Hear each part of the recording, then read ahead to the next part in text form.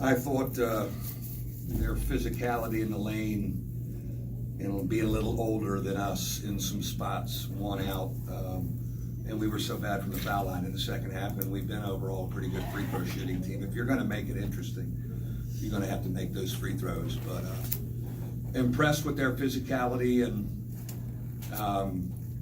I know maybe they haven't played as well, but I thought they played really well today. I know they didn't shoot it well, but I thought they played well today.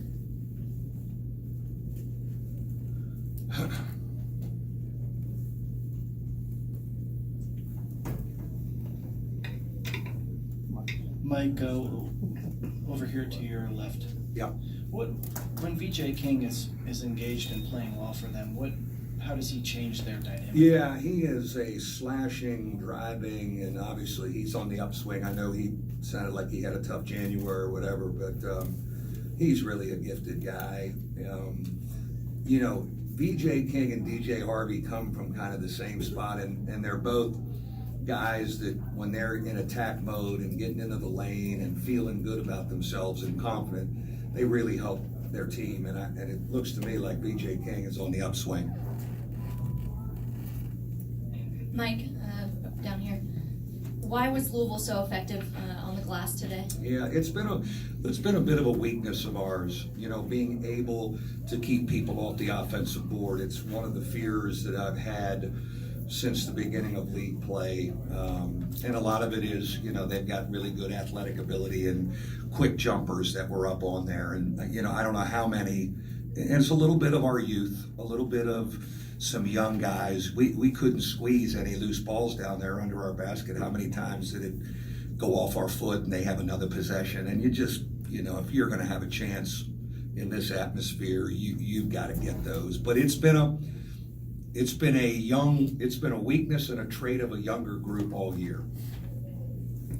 Mike, you held them to 2 of 22 3-point wise, but they ended up shooting almost 50%. Yeah. Is that kind of the way it goes? Well, you guys this year? You would think, if you handled the arc like that, it'd be a better game, be a closer game. If they, and we knew they liked to shoot the three, and they made a bunch of threes, and so we got out to shooters. Now you give up stuff around the bucket. You're more vulnerable around the bucket, but those count too, and they can't blow you out for the most part. You can kind of hang around. But for us in the second half, I think we had it at 5-6, 5-7, 5-6, and then we're not able to get a defensive rebound or make enough free throws to get it, to one possession and make it interesting. It's really been our offense all year. We can't find like a third and fourth score.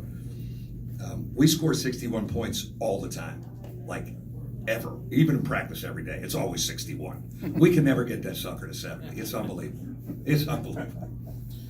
Coach, it's been a lot here for Notre Dame. You had some injuries. You also had some youth on the team. What's some of the things you told the team this year to keep them together? Yeah, we kept battling there. It's a great group of kids. They have taken some big punches in this league. That's what happens in this league. Luckily we've come in every day, and they'll come back tomorrow and work. We got a chance at an NCAA tournament team again on Wednesday. We've not beaten anybody in the upper division.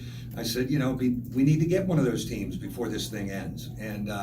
But it's a great group of kids that work, but they're back on their heels a little when you've been punched like we've been punched in this league, and it's a league of men. One of the things I'm impressed with what Chris has done with his program is he stayed old in his first year with the grad transfers, and there's some dudes out there, and we're in a different rotation, and many times it showed up out there and plays at the basket, plays in the lane, loose balls, and certainly a big summer of strength training for our program.